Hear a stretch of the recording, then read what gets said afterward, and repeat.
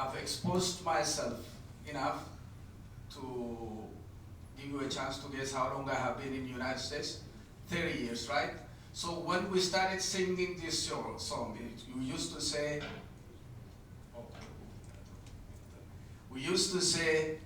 Mida kan cukursa waggaa sagaltama. Okay? Mida kan cukursa waggaa sagaltama. That was 90 years. We used to say the operation that Oromo people suffered for 90 years. That was how we were singing 30 years ago. Now we have to change it to 120. I hope we don't go, I hope we don't have to say 130, 140, 150, right? Okay, thank you so much. And we need the help of everybody in this room that we stop singing about this song, at least about this verse. What was it like then? I'll try to briefly talk about what it was like in Ethiopia when I left, and then what it was like here in Minnesota when I got here. My hope is that if I tell you from my personal experiences, you will get a better picture of the situation, and I could also more definitely talk about my assessment of it. I'll start from Minnesota and take you back to the Empire State of Ethiopia. What was it like in 1979 to be an Oromo student at the University of Minnesota? There were two choices. These are my simple choices. You could just join the many students that come from Ethiopia at the coffee tables and talk in Amharic, laugh at unending jokes at Blager Hall in West Bank. Or you could look, I really need this, thank you.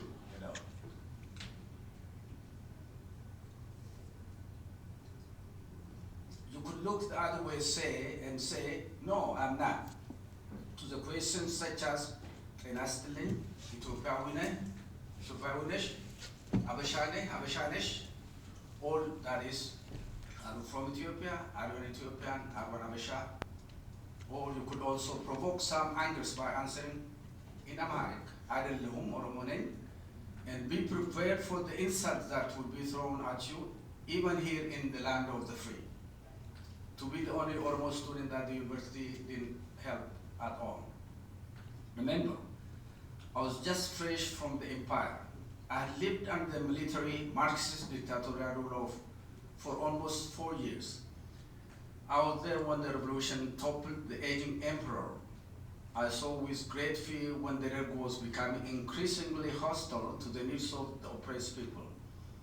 I was pleasantly hearing about the formation of underground movements to free the oppressed people such as ours, the Oromo, OLF. I rejoiced hearing about the Eritreans and Tigrayan movements for freedom and independence. I've lost many friends and relatives during 1976 and 1977, during the time of terror, which was officially called Red Terror. Oromo youths that started to show great interest in underground movements started to be labeled as Abbab Biheretenya or narrow nationalists. Slowly, the struggle between two major political groups, the EPRP and Mason, started to use the Derg as a means of eliminating one another. Killings and counter-killings in the streets of Finfinne and other major cities in the empire intensified. Thousands of youths were butchered. I survived through it. I had a very scary experience. I did not commit any crime. I did not kill anybody, but I had written plays in Afan Oromo. Ayyaana hundeessu. Kawwa qocaaf kai tululleen hin fudhattu. Du'eena wayyeessee kai na balleesse.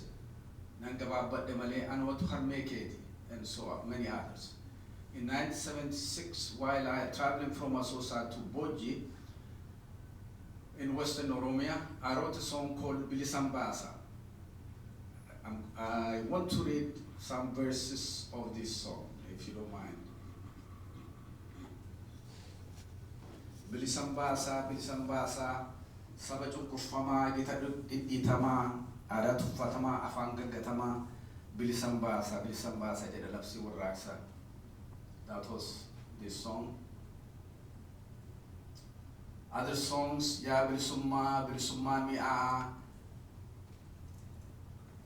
kan sinatti falmuu qabadheen gurraa, Yaan adii damma koo yaa wal qixxeessitu, yoo si du'an malee eessaa si argatu si muuxatu. Other songs, there are others who were traveling around and telling our people that everything is okay. And so this song talks about this. Lakki walin nawa, tarkaanfataan fakkaatini, samdi bal'aan amma ba'a, utuu ati sanyaatini. Qomoo dhiigaa kan afaan tokko dhaga eegaa yaanmoo haadha koo faffacaatee biyya anaa nyaatu maal si wayya. That was a grave crime in the eyes of the dead and its surrogates. As to be removed